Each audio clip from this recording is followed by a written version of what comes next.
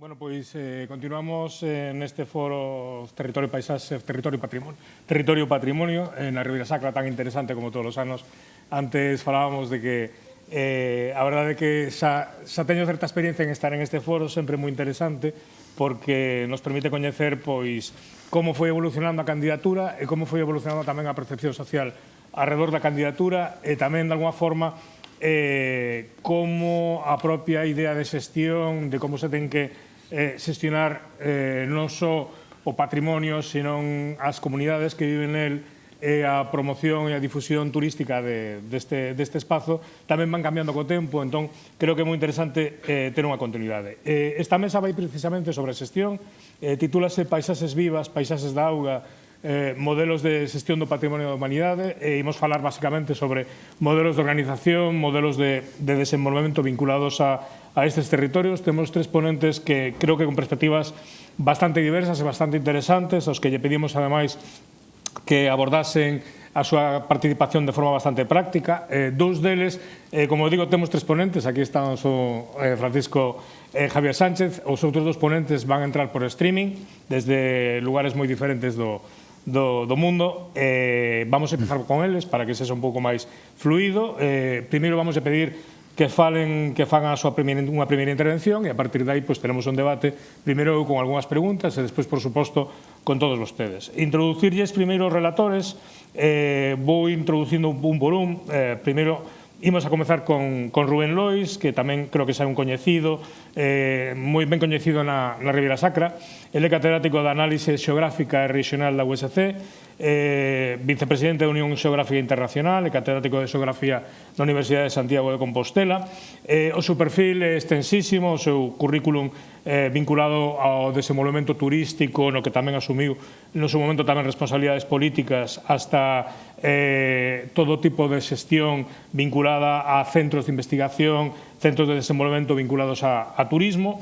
Non me quero estender moito alrededor do seu traballo, simplemente destacar que dentro da súa trayectoria ocupa un lugar moi importante o estudo da Ribeira Sacra como espazo, como xeografía e tamén como territorio de desenvolvemento. Sen máis, pois, damoslle a palabra para que fale cando queira. Bueno, que digo que bons días, que me colledes nun lugar un pouco alonxado, non?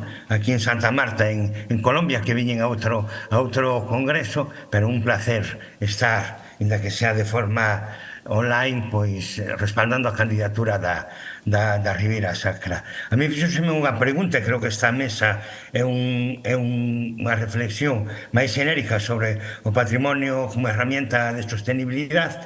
Non sei se se desenvolve en galego ou en castellano esta mesa, como diga o moderador.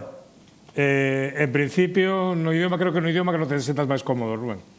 Vale, teño a presentación en castellano e falo en galego porque me sinto máis cómodo en galego, nada máis. Vale, pero está toda a presentación castellano. Entón, fixen unha serie de reflexións para en 10 ou 15 minutos compartir con vos, intentar abrir un pouco un debate que supoño que Manolo Gago pois terá plantexado.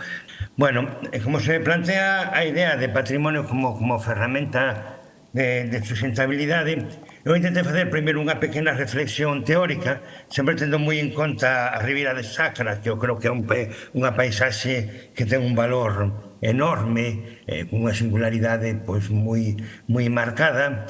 E logo intentei baixar algunhas experiencias, para mí a experiencia clave no caso de Galicia é o Camiño de Santiago, non porque funcione ben, senón fundamentalmente porque nos ensina que é o que busca a sociedade contemporánea en relación co territorio, cos lugares, ca paisaxe e tamén con algúns elementos de patrimonio inmaterial.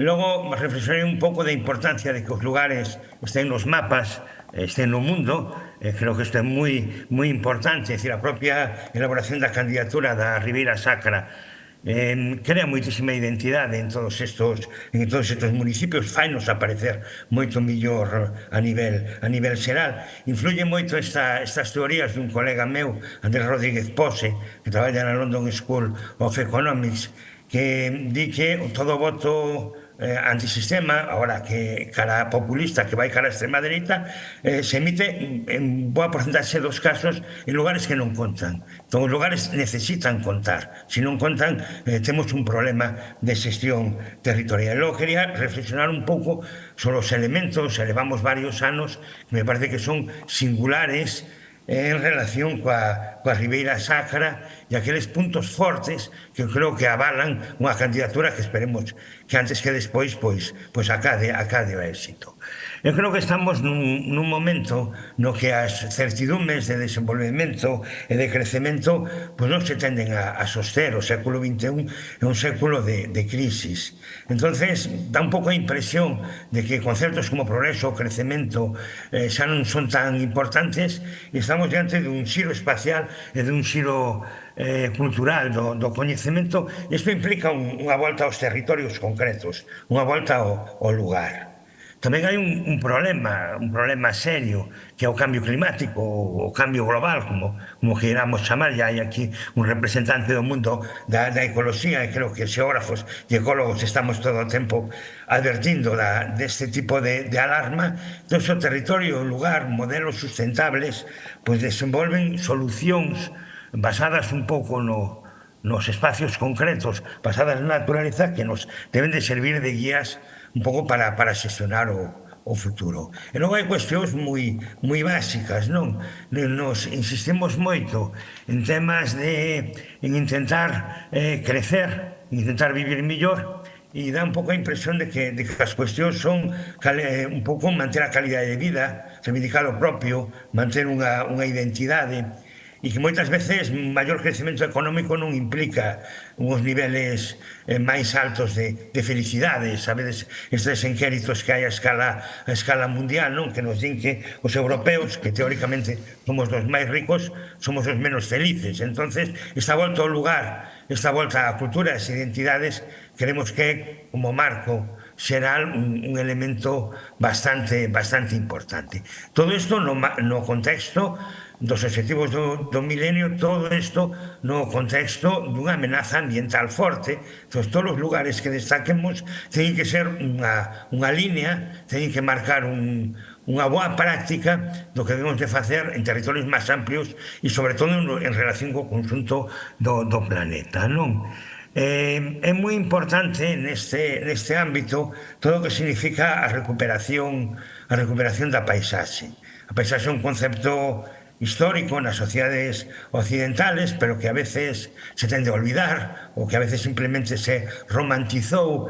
Nós insistimos moito en que as persoas necesitan ter certidumes, e moitas veces as certidumes veñen de crear un vínculo con un lugar determinado, unha paisaxe determinada, un determinado territorio. As persoas recorremos, eu son, creo que ás veces, un exemplo, os espacios, os territorios de forma moi rápida, nos movemos continuamente, e en cambio temos unha necesidade crecente de volver cara a lugares concretos, de recorrelos dunha forma bastante tranquila, fundamentalmente de descansar, de desconectar e de recuperar un pouco o que foron os elementos previos ao mundo que viviron os nosos avós, o mundo que viviron os nosos bisavós, e que nos, ca velocidade, o paradigma da motorización, tendimos a perder. As paisaxes, e a Ribeira Sacra é un exemplo fantástico, son exemplos de como as comunidades humanas ao longo da historia se adaptaron a un determinado territorio. Na paisaxe está labrado todo o traballo de miles de personas durante centos de anos, e isto é un elemento fundamental. E podemos ler, podemos interpretar, pero moitas veces o que máis nos interesa é disfrutalo. Aquí hai un elemento que eu creo que é moi importante en relación coa Ribeira Sacra ou con un foro de territorios.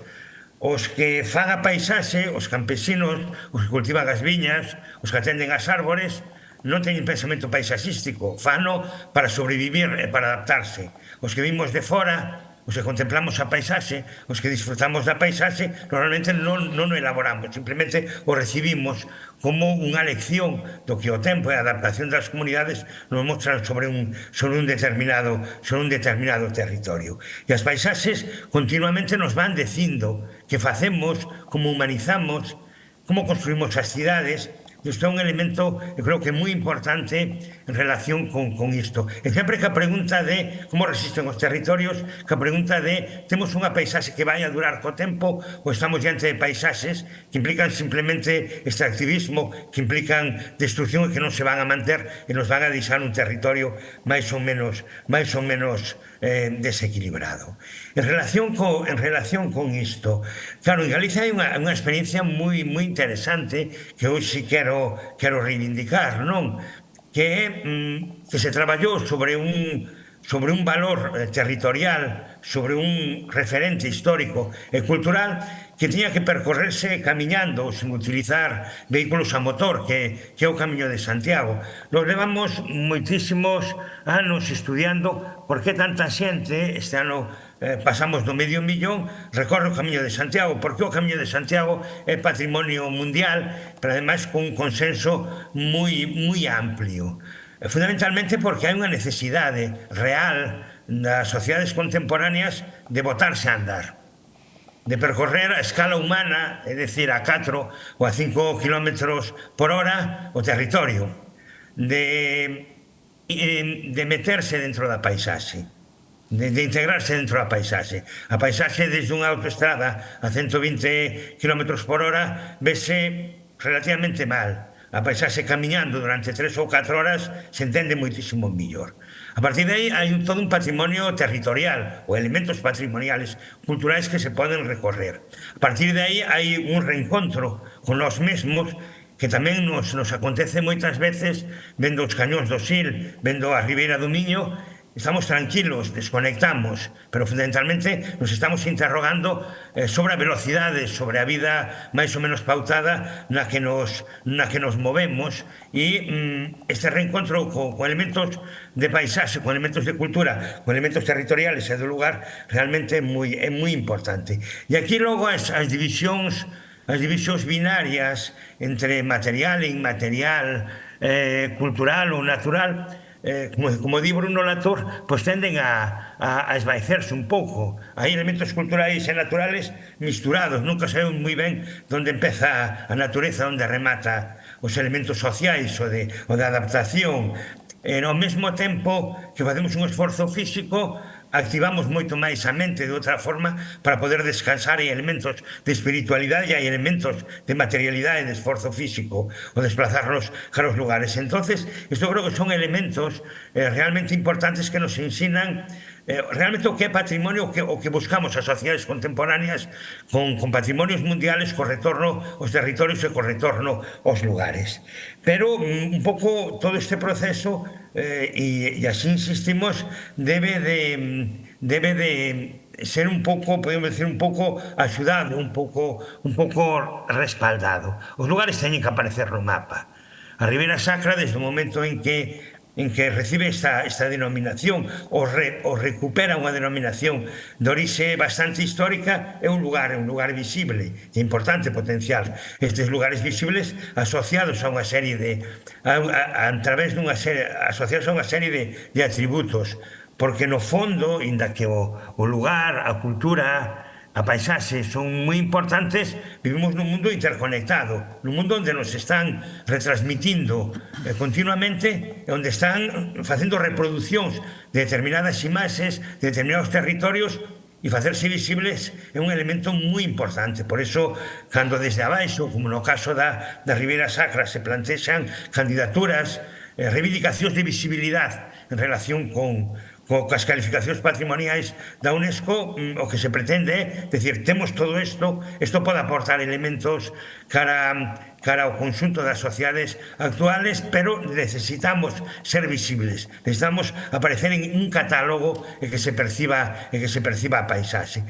Como todas estas fotografías máis ou menos codificadas que se utilizan de determinados lugares e que os poñen un pouco en valor. un pouco como última cuestión, donde quería, pues eso, dedicarlle 2 ou 3 minutos, porque estamos nunha mesa redonda, que elementos son singulares e que elementos conectan co valor patrimonial da Ribeira Sacra, co territorio, co lugar, coa paisaxe.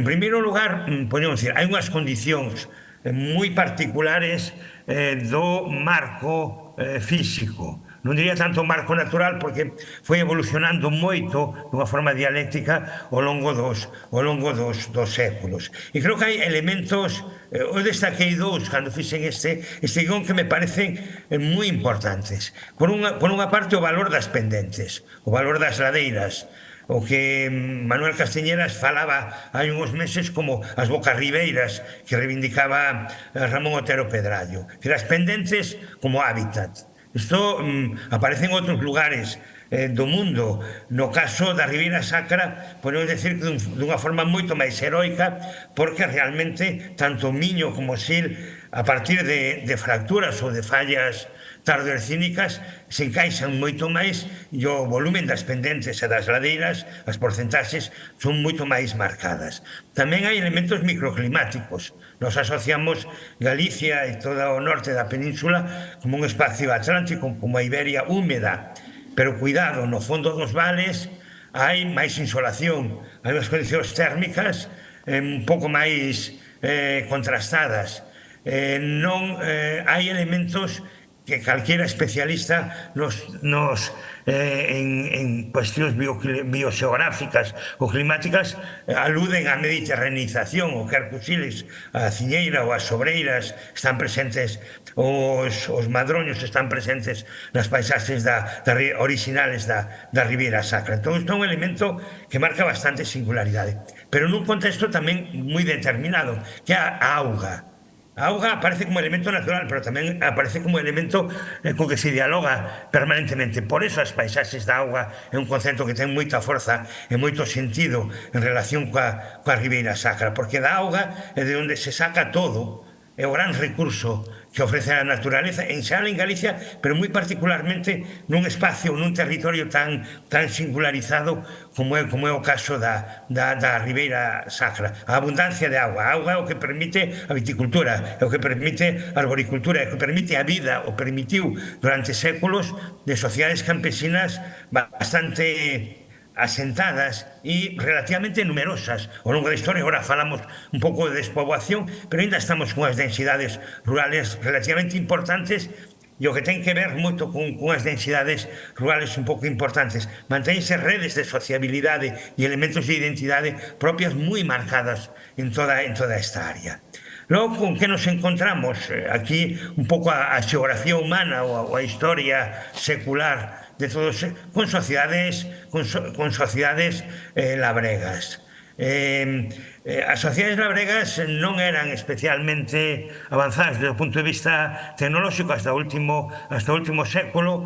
No caso de Galicia se asociaban moi fortemente a pequena propiedade, a utilización de cada unha das parcelas dunha forma singularizada, e son, eu creo que o paradigma, isto foi bastante estudiado por Ramón Villares e por unha serie de historiadores, de adaptación a un medio, a un terreno que en principio era hostil, un medio de pendentes, un medio que ofrecía variables climáticas máis ou menos chamativas, pero un medio que tamén dispoñía de amplios recursos de auga, e donde a auga se podía continuamente aproveitar. E logo sempre hai outro elemento, falamos dos elementos básicos que nos aparecen na naturaleza. Por unha parte, a atmósfera con un clima un pouco particular, por outro lado as formas do relevo, a topografía, pero logo temos os elementos básicos, a auga e logo a pedra. Todo se construye en pedra, hasta se construyen en pedra nestas sociedades campesinas as parcelas, as explotacións agrarias, e isto lle otorga unha enorme singularidade, a humanización dos sucalcos, as paisaxes do que se chama un pouco publicitariamente a viticultura heroica, lle dá moitísima singularidade a todos os elementos da paisaxe. Pero estes elementos da paisaxe precisamente son os que nos permiten volver ao inicio. Estamos no século XXI. No século XXI non necesitamos volver ao lugar, os lugares únicos, os territorios pois que podamos manter uns vínculos de identidade ou uns vínculos afectivos, podamos desenvolver procesos topofílicos ou de amor aos lugares, onde nos podamos refugiar.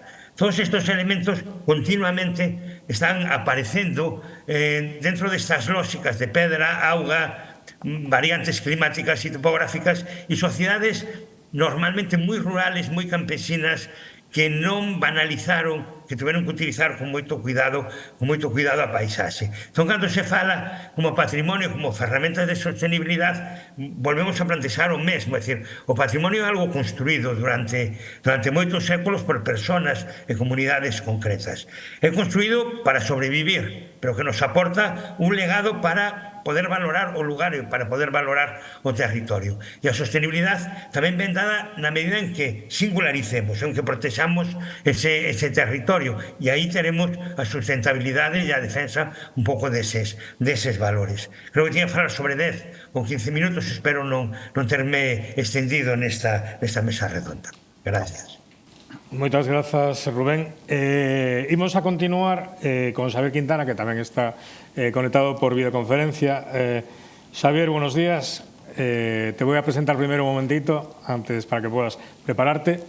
Hola, buenos días. Xavier Quintana, profesor catedrático de Ecoloxía do Instituto de Ecoloxía Acuática da Universidade de Girona, director da Cátedra de Ecosistemas Costeiros Mediterráneos desa universidade. El estuda o funcionamento das lagoas, albufeiras, humidais mediterráneos, especialmente das lagoas costeiras e das lagoas inundadas estacionalmente. Tamén interesamos moito para esta mesa que dirixiu varios proxectos de restauración ecolóxica de humidais costeiros en zonas con forte presión turística. Xavier, cuando quieras, puedes comenzar.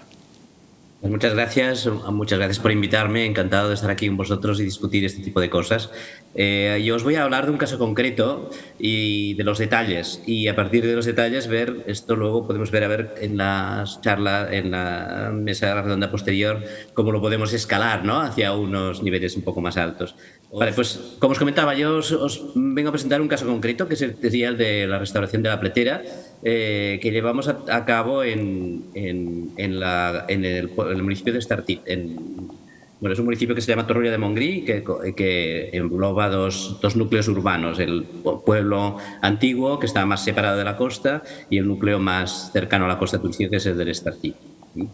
Voy avanzando aquí. Está situado exactamente en medio de la Costa Brava Centro, es decir, turismo absolutamente por todas bandas, aunque es cierto que el municipio de Torroella de Montgrí tiene una extensión bastante grande y con amplias zonas de montaña costera, como esta zona de aquí, que es el macizo del Montgrí, islas como las Islas Medes, que son un centro de buceo muy importante, y luego también zonas de humedales que están situadas aquí, vinculadas al río Ter, que desemboca justo por esta zona de aquí. Aquí está el núcleo del Estartit y aquí está el núcleo de Torroella de Montgrí aproximadamente. Básicamente una destinación turística muy madura, y que ya en los años 80 ya se veía que el modelo no acababa de ser el que fuera más adecuado, ¿no? Y entonces ya a partir de los 90, viendo que el modelo típico de sol y playa ya estaba como bastante obsoleto, desde el ayuntamiento se planteó una nueva manera de intentar apostar por un turismo que fuera más atractivo, y que empezaron a trabajar en lo que sería la puesta en valor del patrimonio, tanto el que sería el patrimonio natural, es decir, recuperar estas zonas que hemos comentado ahora, de humedales, de islas, de montaña, que ahora son parque natural, forman parte de un parque natural, y también pues lo que sería el patrimonio cultural vinculado a la iglesia gótica, castillos, etc., ¿no? A partir de aquí, eso sería un poco el que sería el porqué de lo que viene a continuación. Lo primero que hicieron fue trabajar a nivel del plan, de lo que serían los planes generales de urbanismo, ¿no? En los años 60, aquí tenemos el municipio de Torroella de Montgrí, y en rojo el terreno urbanizado, en rosa lo que sería urbanizable. Prácticamente todo era urbanizable, especialmente lo que estaba en la costa. Ese era el modelo que se premiaba en este momento. Ya en el 80 ya empezaron a ver que eso no tenía demasiado sentido, y sobre todo en la zona, dijéramos, de lo que serían las zonas montañosas, con pendientes muy pronunciadas y sin acceso a agua fácil, pues ya se redució lo que sería el suelo urbanizado a la zona más costera, Y a partir de los años 90, con esta idea de puesta en valor del patrimonio natural, pues se planteó también la recuperación de las zonas costeras al lado de la playa, que inicialmente se preveían como zonas a urbanizar, lógicamente, ¿no? Y justo el caso de la Platera, se ha situado aquí, es un caso bastante emblemático en esta dirección, porque era un terreno que iba a ser urbanizado y que se ha paralizado esta urbanización y se ha buscado la recuperación de este espacio. Esas son imágenes, aquí tenéis una imagen del 46, el que sería la finca de la Platera. Es pequeñito, unas 60 hectáreas, no hay mucha extensión. Sobre esta zona se inició a construir un proceso de urbanización, se construyeron los accesos, el paseo marítimo con la escollera para proteger el litoral, y se construyó el primer núcleo de casas, y ese núcleo de casas, a partir de una crisis turística, se abandonó. Se construyó ese núcleo de casas, no se vendían, y entonces se paró lo que sería el proceso de urbanización de la siguiente parte, ¿no? A partir de aquí fue cuando se hicieron esos primeros esfuerzos de recalificación urbanística, de espacio urbanizable programado pasamos a espacio no urbanizable, parque natural, O sea que el cambio fue muy radical en ese sentido. Y luego pues ya en el año 2000 empezamos a hacer los primeros proyectos de restauración hasta los proyectos del proyecto Life Platera, que fue la restauración definitiva desarrollada entre los años 14 y 18. Podéis tener la información de este proyecto aquí en esta web y podéis encontrar todo lo que vamos intentando publicar en esta zona. Desde el punto de vista ecológico es como hemos planteado esta restauración, entonces pues es de esa parte en la que quería yo hablaros. Lo primero que hay que saber cuando uno intenta arreglar una cosa es saber cómo funciona, y por tanto lo primero que necesitábamos era ese funcionamiento de esa marisma. Se trata de una marisma básicamente de influencia marina, no hay aportes de agua dulce prácticamente ninguno a niveles superficiales, solo cuando llueve mucho. Este gráfico de aquí representa la variación de la salinidad a lo largo del tiempo en una de las lagunas que hay en la zona, y también el nivel del agua. Es decir, que este gráfico de aquí representa las subidas y bajadas del nivel del agua, y veis que siempre son subidas puntuales, lo que llamamos inundaciones bruscas, puntuales, seguidas de largos periodos de confinamiento en los cuales la laguna va bajando de nivel y va concentrándose en salinidad. Los colores representan salinidades diferentes. Los colores azules serían aguas más dulces y las salinidades más rojas aguas más saladas. Veis aquí también hay mucha variación de salinidad. Más o menos la salinidad del mar está en el orden del color naranja, es decir, todo lo que serían rojos y más oscuros serían aguas más saladas que el mar, mientras que estos serían lagunas un poco de condiciones más dulces. Bien, básicamente, una situación muy mediterránea en una zona donde no hay mareas. Las inundaciones se dan de manera puntual, normalmente cuando hay un temporal de mar o cuando hay una inundación muy grande, y eso da mucha variación en lo que sería la salinidad y en el nivel del agua, y luego pues largos periodos de confinamiento en el que esas lagunas se van concentrando. Es importante para que entendáis también un poco cuáles son los conceptos que aplicamos a posteriori. Las actuaciones que planteamos aquí fueron estas que tenemos aquí recogidas. El proyecto LIFE se planteó esa desurbanización y retirar todo lo que serían los espacios urbanos, las actuaciones urbanos, para recuperar la funcionalidad ecológica y restaurar definitivamente el espacio, ¿no? Los socios están aquí, el presupuesto es de unos 2,5 millones de euros, de los cuales el 75% eran fondos europeos de la línea de subvenciones LIFE. Life Natura. Las acciones principales que hicimos fueron pues, la retirada del paseo y de la escollera, la recuperación de la cota antigua en las zonas donde se había rellenado de material para poder construir la urbanización, la restauración del sistema dunar y también la retirada de algunos taludes alrededor de las lagunas que provocaban problemas de que la laguna no podía respirar, no podía desbordar cuando subía el nivel. Bueno, no quiero entrar mucho en ello porque no tenemos mucho tiempo, ¿no? Lo que hicimos fue aplicar 5 criterios ecológicos para definir cuáles eran estas acciones de restauración, y esos 5 criterios eran jerárquicos, es decir, porque hay veces que entre esos criterios puede haber controversia, puede haber compromiso, ¿no? Entonces siempre el criterio que estaba por encima prevalía por los demás.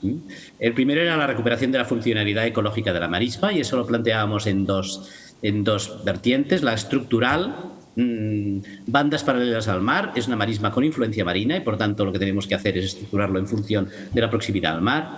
Y también desde el punto de vista dinámica, nivel y salida fluctuantes como característica de estos ambientes, es muy específico de las marismas mediterráneos, muy poco de otros humedales de otro sitio, y por tanto el potenciar ese patrón de inundación, confinamiento y de salidas fluctuantes era el elemento clave de la funcionalidad para que funcione esto también por sí solo, que sin necesidad de intervención humana.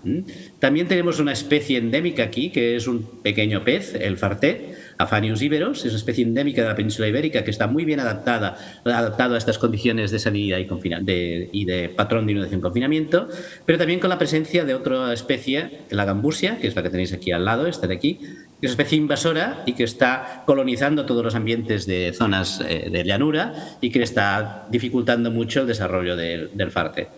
La salinidad no es buena amiga de la gambusia y que cuando las condiciones de salinidad son muy elevadas, el fartet prevalece. Entonces también era lo que buscábamos, que prevaleciera esta especie. También buscábamos la no intervención en zonas en que hubiera hábitats de interés. Este mapa de aquí representa la distribución de la vegetación que está incluida en la Directiva Hábitats, es decir, lo que la Unión Europea considera que ha de proteger.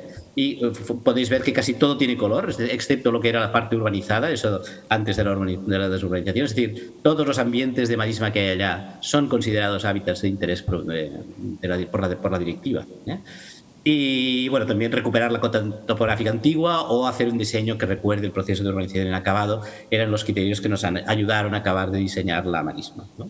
Aquí tenéis una imagen del antes y el después, un ortofotomapa donde se ven la parte, pues, digamos, del paseo, aquí las lagunas sustituidas. Esta todavía no había acabado, esta era la zona de acopio final, o un antes y un después de foto aérea donde se ve pues que ahora donde había paseo hay marismas, o hay lagunas costeras paralelas al mar.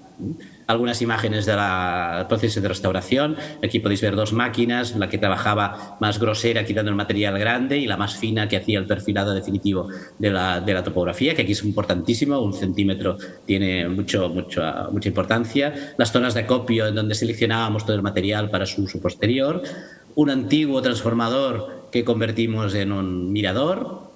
La marisma inundada y esta laguna de aquí que era una antigua calle, para que os hagáis una idea un poco del que sería el modelo de transformación. Tenemos datos también, esto ya acabó en el 2018 el proyecto y empezamos a tener datos también de funcionamiento, de cómo ha ido esto. Eso es un ejemplo de la distribución de peces que hay en las diferentes lagunas. 2 lagunas son naturales, esta y esta, las otras 4 son de nueva creación y tenemos pues 2 especies predominantes que son las que os he comentado, el fartet que es en color azul, buena señal, la gambusia en color rojo, que mala señal. Depende de la salinidad, el dominio de una u otra especie y eso varía entre lagunas, hay lagunas más dulces y más saladas y entre años, hay años más dulces y más salados. También deciros que esta laguna la hicimos mal, no sabíamos tanto, aprendimos de eso y es la que tiene más gambusia.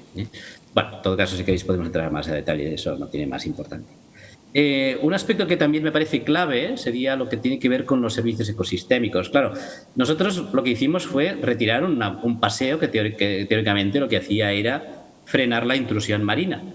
Entonces, pues claro, nos preocupaba que eso provocara inundaciones en campos más hacia el interior. Bien, lo que hicimos fue intentar modelizar esta intrusión marina en presencia de la urbanización o en ausencia de la urbanización. Y esos son los gráficos que se representan aquí. En azul serían los calados del agua, la cantidad de agua después de un temporal de mar importante. Esta parte de aquí sería en presencia de la urbanización, con los paseos y las escolleras, y esto sería una vez restaurada la zona y retirado el paseo. El límite de la finca es este color, esta línea de color verde, que limita la finca por aquí, y aquí se ve muy claramente que justo antes del desmantelamiento, cuando existía la escollera de protección, el mar llegaba hasta los terrenos que están por detrás del límite de la marisma. En cambio, cuando retiramos la urbanización, prácticamente no hay intrusión marina en los campos detrás. Es decir, que era al revés. El paseo marítimo era el causante de que se inundaran los terrenos que estaban más al interior. ¿Y por qué esto? Pues porque cuando ponemos un freno a la intrusión marina y le obligamos a que pase por un sitio muy concreto, lo que hace es encajonarse y entonces pues encabritarse de alguna manera y llegar mucho más hacia el interior de lo que haría si le dejáramos laminar de manera suave en la parte frontal. Es decir, sistemas como estos, sistemas así maduros, bien conservados, lo que hacen es promover servicios ecosistémicos como lo que sería la intrusión marina, especialmente mucho mejor que escolleras que aparentemente tendrían que parecer lo más resistente, ¿no? ¿Cómo se ha respuesto el sistema de la marisma a temporales posteriores? Pues este es el temporal Gloria, que fue uno de los más famosos del año 2020, después de las obras, en el que hubo unas inundaciones muy importantes. Torroella de Montgrí quedó aislado por las inundaciones, pero la zona de la Platera prácticamente no cambió de fisonomía. Es decir, se inundó toda ella, pero sin grandes altibajos. Es decir, que de momento el sistema aguanta un Gloria. Un Gloria. Una cosa es un Gloria, otra cosa es una Dana como la de Valencia. Eso no sabemos qué puede pasar en ese sentido. Pero por lo menos el Gloria sí que sería una cosa importante.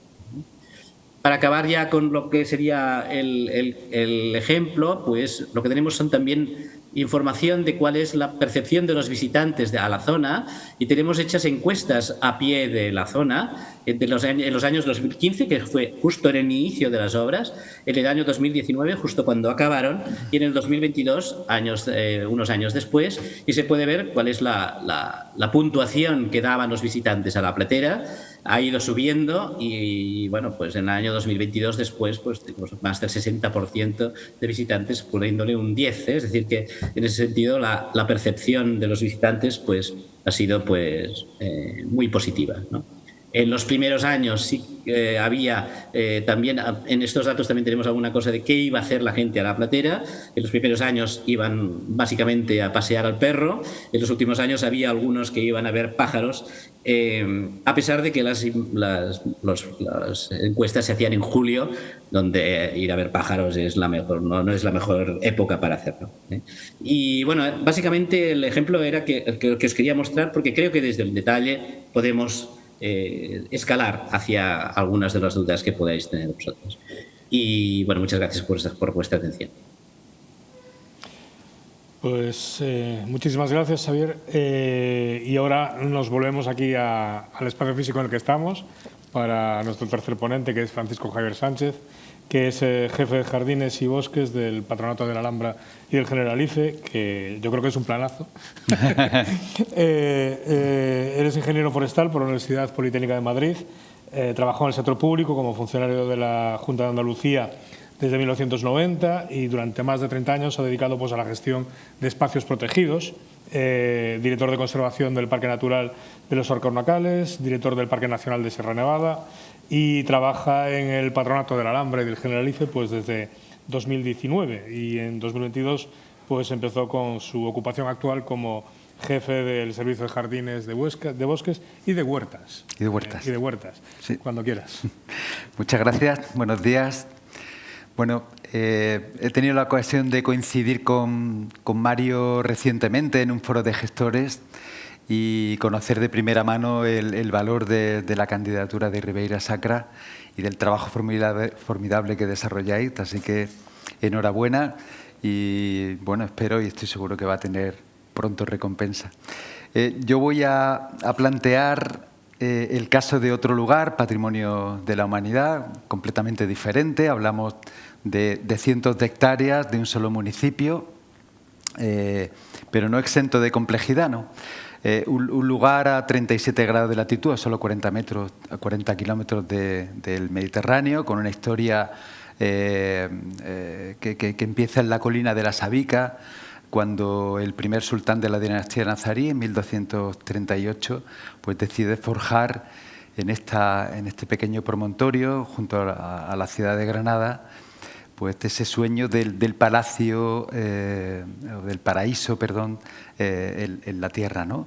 Con una historia, después de la conquista cristiana, también muy rica, por numerosos reconocimientos que se iniciaron en 1870, cuando estaba en una situación verdaderamente crítica como monumento nacional y que ayudó a la reconstrucción, y que tuvo un hito muy importante en el año 84 con la Declaración de Patrimonio Mundial y posteriormente bien de interés cultural por parte de la Junta de Andalucía. El órgano de gestión de este bien es el Patronato de la Alhambra y del Generalife, que es una agencia administrativa que está adscrita a la Consejería de Cultura y Deporte de la Junta de Andalucía. Cuando UNESCO decide, junto con otros lugares de nuestro país, la inclusión en la lista Patrimonio Mundial de la Alhambra, aboga o reconoce los criterios de obra maestra del genio creativo humano, de los valores universales excepcionales de los que nos ha hablado hace un rato Mario, dar un testimonio excepcional de una civilización y ser un ejemplo destacado de un conjunto arquitectónico y paisaje sobresaliente, ¿no? Aquí veis esa colina de la Sabica, que nace de la propia ciudad de Granada y que se desarrolla hacia el este, a la izquierda en la fotografía, y que se prolonga entre los valles del Darro y del Genil por el Cerro del Sol, y que, aunque os parezca mentira, porque no podemos imaginar la Alhambra sin agua, en esa colina de la Sabica no había agua, y se desarrolla en su momento una obra de ingeniería absolutamente portentosa. Hablamos de un lugar que es fortaleza, que es ciudad, que son palacios, que son lugares de recreo, la Almunia, el Generalife, con un patrimonio natural excepcional, un mosaico en definitiva, con una convivencia extraordinaria entre arquitectura, vegetación, agua, biodiversidad, jardines, huertas, bosques, arboledas, que, como comentaba, pues se forja gracias a un ingenio hidráulico que parte del Valle del Darro, a través de una derivación del agua de este río, y la construcción de acequias terrera, una acequia natural que va surcando toda esa ladera que veis en esta imagen hasta llegar al monumento, con pendientes increíbles del 6-7 por 1000, y que es verdaderamente una constructora del paisaje, que no solamente da vida a la Alhambra y al Generalife, sino que construye paisaje, como sucede en otros lugares de la Penibética, con la cercana Sierra Nevada, al sur, por ejemplo, en toda la zona, la comarca de las Alpujarras. Esas acequias permiten que el agua llegue al monumento. Es un sistema complejo que ha tenido muchas modificaciones a lo largo de 8 siglos, pero que tiene su vector principal y su valor principal en este tipo de acequias excavadas sobre el propio terreno, adosadas a las laderas, surcando tajos, cruzando barrancos, y dando vida a todo el conjunto con el agua, que, como bien sabéis, no sucede como aquí, es un bien escaso. Sin embargo, los problemas geológicos derivaron a mitad del siglo pasado en la construcción de un canal subterráneo que hoy día ve la luz en un par de pasos de arroyos, y hoy día es el responsable del suministro de agua al monumento. Es decir, hablamos realmente de un paisaje, de un territorio del agua. Tenemos la imagen de la Alhambra con los palacios, con los pórticos, las yeserías, las columnas, pero realmente es un paisaje donde el agua, la vegetación, tiene mucho que decir, ¿no? Y ese valor histórico, esos elementos patrimoniales, en un entorno en el que nos encontramos a 37 grados de latitud en Andalucía, donde el agua cada vez es más irregular y más escasa, necesita de tecnificación también para poder tomar las mejores decisiones posibles, ¿no? Tecnificación con los riegos, un sistema de monitorización y control remoto convenientemente integrado en todo el conjunto, pero que nos permite realmente pues, gestionar de la mejor manera posible este recurso escaso y tan importante para la funcionalidad del monumento. Y junto a esta tecnificación no podemos olvidar, porque vuelvo a repetir, son constructoras del paisaje, la importancia de la restauración de tramos de estas acequias históricas, que tienen mucha importancia para la biodiversidad, para el paisaje, por supuesto para el ocio, para el recreo, incluso para la agricultura, para la ganadería, no en este espacio del Valle del Darro en concreto, pero sí en otros lugares del entorno de las montañas penibéticas. Hasta aquí veis algunas imágenes de estas acequias que se han restaurado recientemente dentro del proyecto conjunto de gestión de este monumento, que va mucho más allá del recinto fortificado que todos conocemos y que, bueno, nos regala imágenes absolutamente icónicas desde el punto de vista de la gestión del agua, de los jardines, de la combinación con la arquitectura, como el patio de la acequia, del Generalife, o como pueda ser el patio de Comares con su alberca, y con este maravilloso poema de Ibn Zanraq, ¿no? Ante mí está el espejo, una alberca en cuya superficie toman forma mis bellezas, reflejando la torre de Comares junto a las mesas de Arrayán que la rodean. O el más conocido todavía, el patio de los Leones, con esa formidable fuente, con esos surtidores de suelo, y en donde el mismo poeta hablaba de que tan semejante es lo que fluye a lo inerte, que no sabemos cuál de ambos discurre, ¿no? La Alhambra realmente, y el Generalife, es paraíso y a la vez reúne matemáticas, reúne ciencia, reúne poesía, en un conjunto extraordinario y un privilegio para los que tenemos la fortuna de trabajar allí, ¿no? Y junto a todo eso, en este mosaico en el que la heterogeneidad espacial, la diversidad funcional son absolutamente importantes, y la gestión del servicio que tengo el honor de gestionar, y otros servicios del patronato, nos apoyamos en este mosaico para darle estabilidad al conjunto y para proveer de los mejores servicios ecosistémicos, no solamente al entorno monumental, sino a la propia ciudad de Granada, tan cercana, ¿no? El agua, a través de la acequia real que penetra en el monumento, va dando vida a algunos jardines portentosos. Hablamos realmente de una colección de jardines históricos, desde los hispano-musulmanes a los renacentistas, a los románticos, incluso a los modernistas, a veces presididos por la silueta de Sierra Nevada al fondo, con el Pico Veleta tras estos jardines de San Francisco, o huertas como las del Generalife, cultivadas ininterrumpidamente durante los últimos 8 siglos. Un reservorio de técnicas, de variedades nazaríes que se conservan en la actualidad y que no tienen fin productivo, pero sí tienen un fin evidentemente patrimonial y de reserva y garantía de este conocimiento, ¿no? de llevar este conocimiento a las generaciones presentes y futuras, ¿no?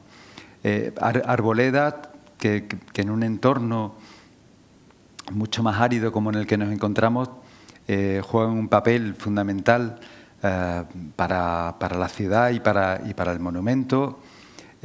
Incluso olivares en la dehesa del Generalife, en esa prolongación de colinas hacia el este, con variedades muy singulares como el lucio, con aprovechamiento ganadero, que nos ayudan a prevenir los incendios, porque en primavera realizan un desbroce natural, con una raza de oveja muy singular también, la roja levantina, en peligro de extinción,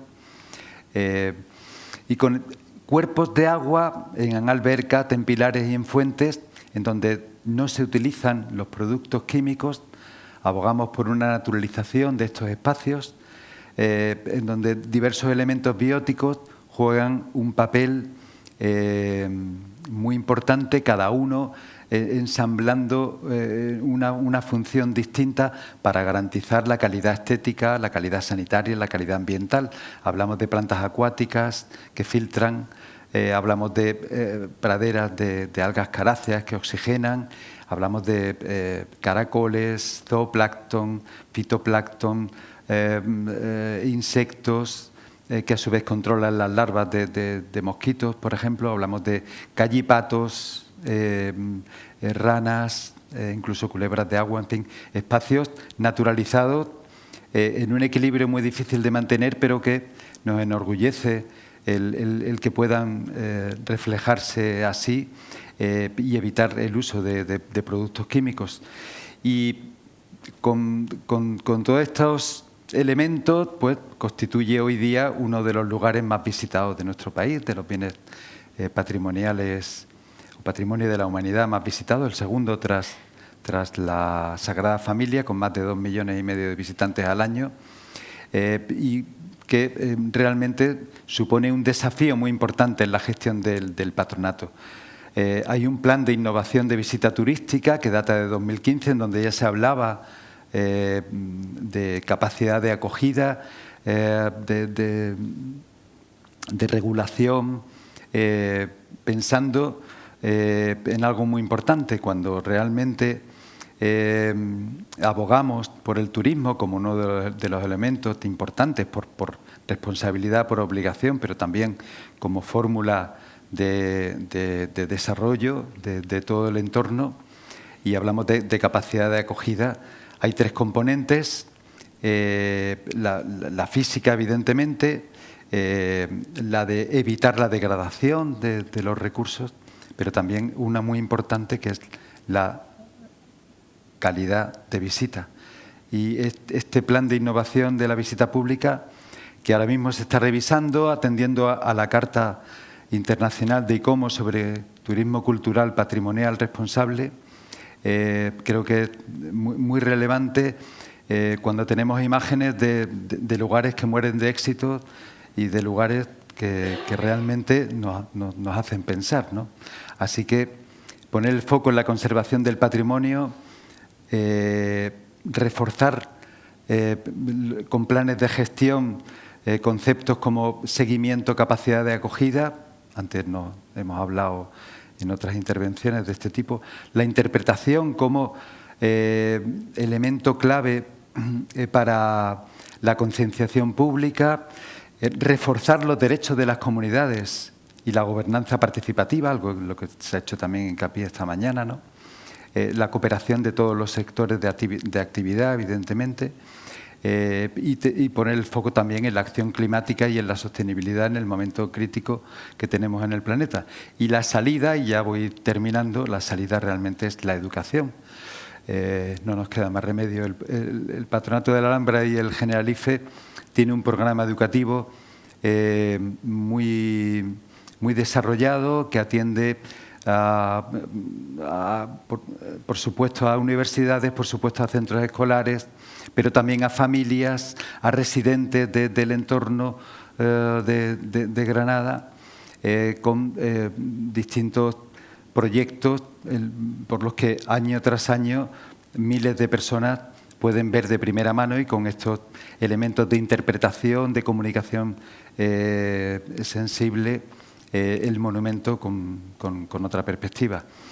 Y bueno, haciendo también hincapié en lo que decían mis predecesores, realmente estos jardines, arboledas, acequias, albercas, todo este patrimonio natural, en convivencia con el patrimonio arquitectónico, son claves para quienes visitan el monumento y para quienes lo habitan alrededor, ¿no? Porque proporcionan aire y agua limpios, porque son imprescindibles en la lucha contra el cambio climático, hacen que la ciudad sea más sostenible al enfriar el aire de forma natural y eliminar los contaminantes, protegen nuestra salud, aportan bienestar físico con lugares para el ocio, para el deporte, previenen la erosión de la tierra y proporcionan también hábitats muy importantes para la biodiversidad. Pues muchas gracias. Pues muchísimas gracias, Javier. Turno ahora un poco de preguntas. Vimos que fueron 3 presentaciones muy distintas que abordaron diferentes espacios de patrimonio con problemáticas muy distintas entre sí, pero creo que también como elementos en común importantes, que es el hecho de la consideración del medio natural como parte de esos elementos de patrimonio cultural, es decir, el hecho del paisaje, pero también el hecho de no solo del paisaje, sino de la biodiversidad asociada a él y su preservación. Entonces, mi primera pregunta, pensando un poquito que estamos en una mesa alrededor de gestión, es, y en la medida en que los tres territorios han visto la confluencia entre las iniciativas de recuperación y su encaje administrativo en las comunidades en las que están, y por lo tanto, si es un encaje administrativo, es un encaje que siempre genera, digamos, conversación, conflicto a veces, otras veces tensión con las comunidades. Quería preguntarles alrededor de qué sucede cuando en estos territorios nos disponemos a hacer medidas para equilibrar, para construir la protección y para dinamizarlo, ¿no? ¿Qué sucede desde el punto de vista social y qué sucede desde el punto de vista de la relación con esas comunidades? Es decir, cómo es la relación de esas comunidades con el conjunto de normas de protección y con el conjunto de iniciativas de recuperación y de preservación de los paisajes y del patrimonio cultural. No sé si ellos que están... Sí. Bueno, yo, por seguir el orden, luego lo podemos hacer a la inversa. Vamos a ver, las normas de preservación y conservación, yo creo que en principio tienen valor si se consensúan con las comunidades. Esto no quiere decir que se pueda hacer todo, pero tenemos que pensar que el principal valor que tenemos en los espacios, los territorios patrimonio mundial, son las personas que los viven, que los pueden disfrutar. Por lo tanto, todas las normas de preservación deben tener participación pública. Yo creo que esto tenemos que insistirlo continuamente. En el caso de la Riviera Sacra, creo que hay que seguir desarrollando sus mecanismos hacia el futuro, esperando cuando sea patrimonio mundial. Los elementos que hubo de preservación al margen de las comunidades, muchas veces cuando se consideraba que había que delimitar un parque nacional muy antiguamente, o cuando había que proteger un monumento, a veces no funcionaron o no dieron los resultados apetecibles, porque se necesita un consenso del entorno. Es decir, la Alhambra, como acaba de explicar ahora perfectamente, vale en la medida en que hay unas personas que viven en el entorno y unos granadinos que lo consideran parte consustancial de su ciudad. La Costa Brava se protege porque hay una serie de catálogos y de valores del paisaje donde las comunidades de Girona normalmente tienen un nivel de sensibilidad muy elevada que permitió frenar algunos excesos del turismo. Si no implicamos a las comunidades, la preservación va a estar aislada, va a estar desconectada y a medio plazo no va a funcionar. Esta es mi opinión. Sí, yo coincido plenamente con lo que dice Rubén y tenemos muchos ejemplos de declaración de paisajes que vienen de fuera de la imposición académica, ilustrada, que no acaban de funcionar o que se han generado muchísimos conflictos en el territorio, y de otros en donde el proyecto nace de abajo arriba, nace en base a ese sentimiento de pertenencia del que también se habla hoy, y de la unión de las comunidades, luego apoyado evidentemente por instituciones y por otras entidades académicas, científicas, técnicas, y hay, en fin, diferencias notorias entre los resultados entre un proyecto y otro proyecto, así que coincido plenamente con él. Sí, por supuesto, también completamente de acuerdo. Para añadir dos cosas más a la cuestión, dijéramos, la oposición más grande que hemos tenido nosotros en los procesos de restauración ha venido básicamente de la gente que explotaba el turismo y que tenían más aspectos o sea, propietarios privados que querían revalorizar su terreno y que lo que hacían era, pues, no eran propietarios privados, pero que ya los habían comprado para especular, de alguna manera, pues, sí que hay una cosa importante, y es que lo que es la zona de la payesía, la agricultura, la gente que está en el territorio, se queja con razón de que el turismo degrada estos espacios y cuando se restauran, los que se benefician de estos espacios restaurados también es el mismo turismo, ¿no? Entonces, creo que es muy importante tener estrategias que sean inclusoras de este tipo de cuestiones, y que un parque natural activo y que funcione bien tiene que tener mucho en cuenta cómo es la gente del territorio y que haya una cierta repercusión sobre el mismo, los auténticos protectores del paisaje, no solo en aspectos vinculados a lo que es el turismo más fácil. Sí, yo me imagino que también en ese papel, lo avanzaba antes Javier un poco, el papel de la educación es bastante importante en la medida en que si un espacio como estos, que debe ser sostenible en el tiempo, debe depender mucho también de la gente que va a estar recambiando el territorio, porque en la mayor parte, por ejemplo, en el caso de la Riviera Sacra, hay una población muy envejecida, que digamos que la futura gestión de este espacio va a depender de un conjunto, de una nueva generación que ya no se va a acercar al campo y a la agricultura y al paisaje como las anteriores, ya es desde otro punto de vista del lugar. Entonces, también me preguntas alrededor de cómo podemos implicar a la educación más allá de la típica visita, la típica excursión anual que se hace a un lugar, y en qué medida, de alguna forma, la educación puede ayudar a conectar a estas comunidades en el futuro con estos espacios, porque muchas veces a lo mejor sucede que el hecho de que un espacio empiece a ser ocupado de manera turística muy intensa a veces provoca un cierto alejamiento de las comunidades, más allá de entenderlo como el recurso en el que trabajas en hostelería o en el recurso en el que trabajas de otra forma, ¿no? Entonces, si queremos implicar a las comunidades, entiendo que el papel de la educación tiene que ir mucho más allá de una visita concreta, de un espacio, ¿no? Sobre todo cuando ha desaparecido la conexión tradicional con el territorio que daba la agricultura, ¿no? Sí. La agricultura en el sentido tradicional. Sí. Yo creo que efectivamente hay que tener la visión de la educación con un sentido amplio, educación y formación. Formación porque se abren nuevos nichos de oportunidad, porque efectivamente no podemos poner todos los huevos en la cesta del turismo, porque necesitamos interconectar los tres sectores de actividad. Y en un espacio como Ribeira Sacra, creo que en fin, que esto es un desafío formidable, pero que tiene bases muy sólidas.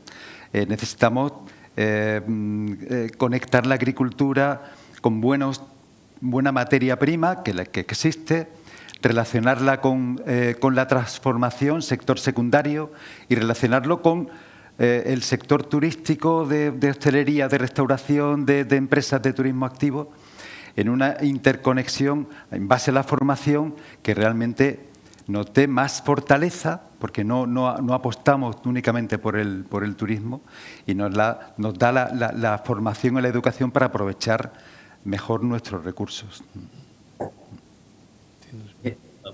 Educación en sentido amplio y información también en sentido amplio. Yo quería añadir un aspecto aquí. Una cosa es lo que enseñas en las escuelas y otra cosa es lo que enseñas a la comunidad en conjunto. Uno de los principales validadores de la restauración, del cambio de modelo turístico, de la puesta en valor del patrimonio en el Estartit, era el que era técnico de turismo del Estartit, que tenía una estrategia creo que muy interesante, que lo que hacía encuestas a los turistas que venían a la zona cada 4 años y hacía coincidir la encuesta con las elecciones. Entonces se presentaba delante del alcalde y le cantaba la cartilla de alguna manera, ¿no? Decía, mira, pues esto es lo que ha ido pasando durante este tiempo, aquí ha pasado esto, aquí ha pasado lo otro, esta gente ahora aumenta este tipo de gente, esto disminuye. Y ese tipo de información tan clara y fidedigna, o sea, información muy clara de datos concretos que demuestran que el modelo funciona y explicada a quien hay que explicarlo en su momento, lo que ha hecho ha sido que prácticamente haya unanimidad desde el punto de vista de lo que es el pensamiento de los diferentes grupos políticos sobre este aspecto. Y es una cosa que no es nada fácil, en absoluto, cuando hablamos de diferentes aproximaciones políticas. Sí, yo creo que además es un proceso de la educación y la formación un poco generado por feedback. Si nosotros tenemos un territorio que protegemos o que es declarado, inmediatamente se está informando a la población sobre valores que a veces pasaban más desapercibidos. La propia frecuentación de visitantes anima a que se dé todo un proceso de formación y de culturización permanente. Yo creo que esto es un elemento importante. Luego la educación formalizada lo puede utilizar. A los habitantes los que nacimos al pie del Camino de Santiago sabemos mucho más de rutas camineras de una forma o de otra, aunque no nos den cursos de formación, porque continuamente estamos con este feedback. La gente de la Ribeira Sacra sabe mucho más de paisajes, se recuperaron mejor los centros históricos en Chantada o en Monforte o en otros lugares a partir de que la Ribeira Sacra emerge como un territorio con un enorme valor patrimonial. También se cuida mucho más el paisaje de los viñedos y de las laderas. Yo creo que hay esta doble formación, ¿no? Y luego también me parece muy interesante establecer siempre una presión desde la ciudadanía y los visitantes a los gestores públicos, de que esto no puede decaer, y aprovechar eso, las proximidades de consultas electorales para ir marcando un poco el terreno, porque si no, esto es una labor permanente, yo creo que muy importante. Sí, me parece muy interesante lo que comentabais de no solo incluir a los chicos, a los chavales de los colegios, sino la educación como algo que afecta a las diferentes capas de la sociedad. Un fenómeno muy habitual, por ejemplo, en Galicia, es que durante mucho tiempo pues, se estableció protección alrededor de yacimientos arqueológicos, pero cuando tú llegabas a las aldeas nadie entendía exactamente por qué ese lugar estaba protegido, por qué tenía que ser protegido, porque faltaba, digamos, esa capa de explicación. Y cuando esa capa se ofrecía, comienzan a suceder procesos nuevos que hasta ese momento no se daban alrededor de ese lugar, porque se empieza a repatrimonializar, ¿no? Supongo que yo me imagino que, por ejemplo, en el mundo de la Alhambra la gente tiene una idea como muy determinada, pero no sé cómo es la percepción local alrededor de ese espacio en relación a la percepción que podemos tener los visitantes. ¿Cómo los granadinos ven la propia Alhambra y, de alguna forma, cómo la interpretan dentro de sus vidas, ¿no? Y dentro de su ciudad? Bueno, la ven afortunadamente, obviamente con mucho orgullo, con un sentimiento de pertenencia increíble. La aprovechan, o sea, es muy frecuente que vayas en todas las estaciones, que aprovechen los domingos en donde hay condiciones especiales para la visita de los granadinos. Pero es curioso porque yo he hecho mucho hincapié en la extensión de la Alhambra más allá del recinto fortificado, ¿no? Hay un parque periurbano alrededor que es una figura de protección muy pensada también para el ocio y para el recreo, que se aprovecha, pero sin embargo estos elementos del agua, la acequia real, la acequia del Tercio, que se están restaurando ahora recientemente, incluso otros ingenios hidráulicos también muy complejos, muy interesantes, que se están excavando por los arqueólogos ahora mismo, no son tan conocidos. Y descubren también una vertiente nueva del Valle del Darro y de este entorno diferente paisajísticamente, con arbolado que se riega, bueno, que tiene también un papel en la prevención de incendios, y que bueno, supone ahora nuevos elementos también de ocio, de disfrute, que están descubriéndose a pesar de todos los pesares en estos años. Es decir, que realmente hablamos de territorios vivos, de paisajes vivos, en donde una gestión apoyada en el conocimiento, apoyada en la cultura, en la historia, pues siempre nos depara nuevos elementos para el futuro. Sí. Quería hacer un poco la misma pregunta a Rubén, que tiene una larga, dilatada experiencia sobre la Ribeira Sacra, y quería preguntarle algo parecido. Es decir, en todo el tiempo que llevas tú trabajando alrededor de la Ribeira Sacra, ¿has percibido una diferencia de percepción de los vecinos, de la comunidad local, alrededor de los bienes culturales y paisajísticos de la Ribeira Sacra? Y si existe ese cambio en la percepción, ¿hacia dónde ha ido? Vamos a ver, yo sí que lo percibo. Vamos a ver, yo cuando empecé a estudiar un poco temas de geografía de Galicia, siempre me llamaba la atención que toda la Ribeira Sacra, un poco más la orensana, pero también la lucense, eran los municipios que más envejecían, donde el futuro demográfico era casi tendía a cero, a la despoblación, ¿no? Llamaba la atención los volúmenes de despoblación entre el año 50 y el año 90, no sé, de Carballedo, de Parada de Sil, de Ateixeira, no sé, estos municipios de la Ribeira Sacra. En cambio, cuando empiezan a aparecer dos fenómenos, en primer lugar, la recuperación de la denominación de origen vitícola, que dejamos de tener vino de Chantá o de Quiroga o de Amandi y empezamos a llamarle a todo Ribeira Sacra con diferencias. En segundo lugar, todo lo que significó en cuanto a revalorizar el territorio. Es decir, pues tenemos una de las mejores áreas de románico y de arte rural medieval y no éramos conscientes de esto. Tenemos unos miradores espectaculares, podemos aprovechar todo lo que son los paisajes del agua. A partir de ahí se generó toda una conciencia, yo creo que fue más o menos progresiva, y núcleos que no iban, yo creo que demasiado bien, urbanísticamente iban muy mal, porque se construía muy mal. Empezaron a recuperar centros históricos.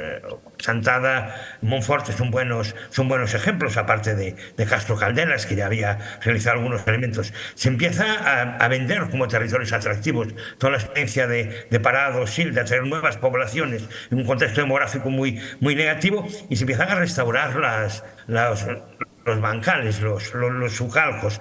Entonces hay orgullo de tener una casa en un núcleo de la Ribeira Sacra, hay orgullo de disfrutar de los fines de semana o de la vendimia y de todo lo que significa culturalmente. Eso hay un cambio, yo creo que muy profundo.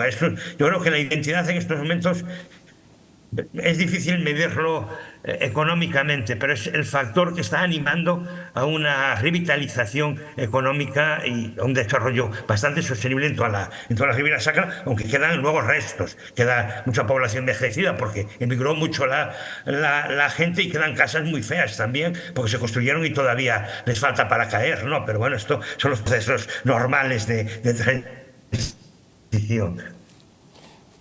Xavier, y el objetivo que declarabas al principio de que se quería cambiar un poquito el modelo de sol y playa por el nuevo, ¿se ha cambiado o ahora la gente que va a la playa también va a la laguna? Es decir, ¿se ha cambiado un poquito el sentido turístico del Estartit o básicamente lo que hay es una alternativa más?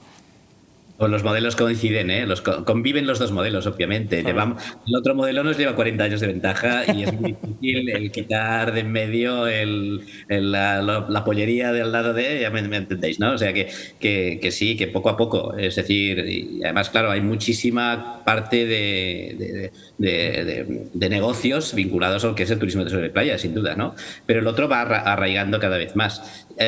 No solo vinculado a lo que se llama marismas, ahí es parque natural donde también hay reserva marina, entonces el tema de la reserva marina también ha dado mucho peso ahí y sí que ha habido buenos esfuerzos de intentar calcular esto.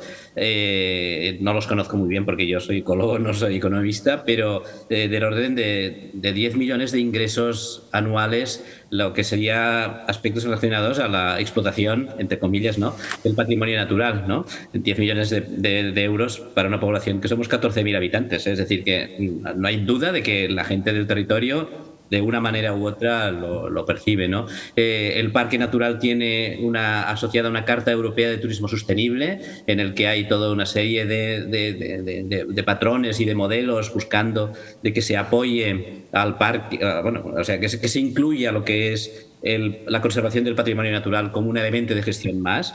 Hay empresas privadas que se adhieren a esa Carta Europea y creo que es de los parques naturales que tienen más empresas privadas adheridas a eso. Es decir, desde la iniciativa privada creo que sí que conviviendo los dos modelos, claramente. Es decir, cuando tú llegas a Estartit lo ves cutre, porque tienes que ir a la marisma para ver lo otro, pero poco a poco sí. Sí, no sé, es turno para el público también, si quieren hacer alguna pregunta. Si quieren trasladar alguna pregunta. Sí. Esta herramienta, apuntando a lo que decía el compañero, esa herramienta de la Carta Europea de Turismo Sostenible para espacios naturales y para paisajes culturales es una herramienta, yo creo que muy útil cuando hablamos de tratar de unir a distintos sectores de actividad, Y ese ejemplo que yo ponía de conexión entre el sector primario, el secundario y el terciario, con este tipo de herramientas, en fin, la carta también patrimonial de ICOMOS para bienes culturales, puede ser un buen ejemplo. Creo que son formas de trabajar que pueden ayudar mucho para facilitar la gobernanza y el mejor aprovechamiento de los recursos y del patrimonio, sin duda. Pues vamos a dar por cerrada esta mesa, dándoles las gracias por su atención durante la sesión. Muchísimas gracias.